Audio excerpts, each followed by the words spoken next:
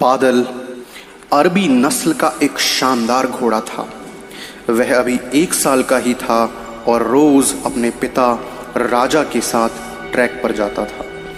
राजा घोड़ों की बाधा रेस का चैंपियन था और कई सालों से वह अपने मालिक को सर्वश्रेष्ठ घुड़सवार का खिताब दिला रहा था। बादल भी राजा की तरह बनना चाहता, लेकिन इतनी ऊंची ऊंची और कठिन बाधाओं को देखकर उसका मन छोटा हो जाता था और वह सोचने लगता था कि क्या वह कभी अपने पिता की तरह बन पाएगा। एक दिन जब राजा ने बादल को ट्रैक के किनारे उदास खड़े देखा तो बोला, क्या हुआ बेटा, तुम इस तरह उदास क्यों खड़े हो? कुछ नहीं पिताजी, आज मैंने आपकी तरह उस पहली बाधा को कूदने का प्रयास किया, लेकिन मैं मुंह के बल गिर पड़ा। मैं कभी आपकी तरह नहीं बन पाऊंगा। राजा बादल की बात समझ गया। अगले दिन सुबह सुबह वह बादल को लेकर ट्रैक पर आया और एक लकड़ी के लट्ठ की तरफ इशारा करते हुए बोला, चलो बादल, जरा उस लट्ठ के ऊपर से कूद कर तो दिखाओ। बादल हंसता हुआ बोला, क्या पिताजी, वो तो जमीन पर पड़ा है, उसे कूदने में क्या रखा है? मैं तो उन बाधाओं को कूदना चाहता हूं जिन्हें आप कूदते हैं।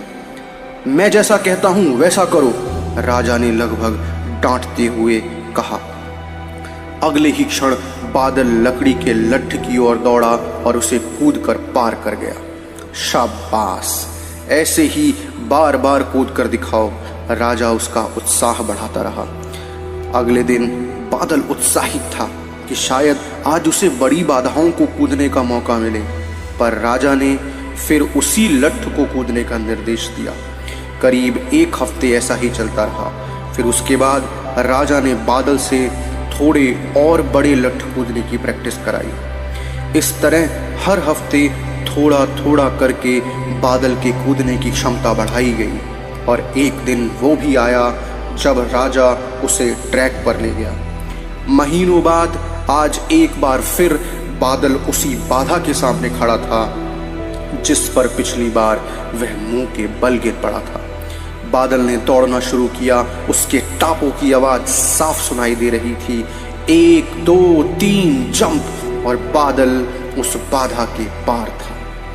आज बादल की खुशी का ठिकाना न था।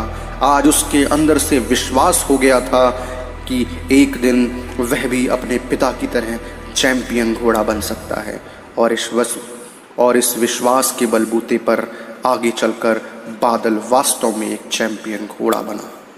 तो दोस्तों, बहुत से लोग सिर्फ इसलिए गोल्स अचीव नहीं कर पाते क्योंकि वो एक बड़े चैलेंज या ऑब्स्टिकल को छोटे छोटे चैलेंजेस में डिवाइड नहीं कर पाते।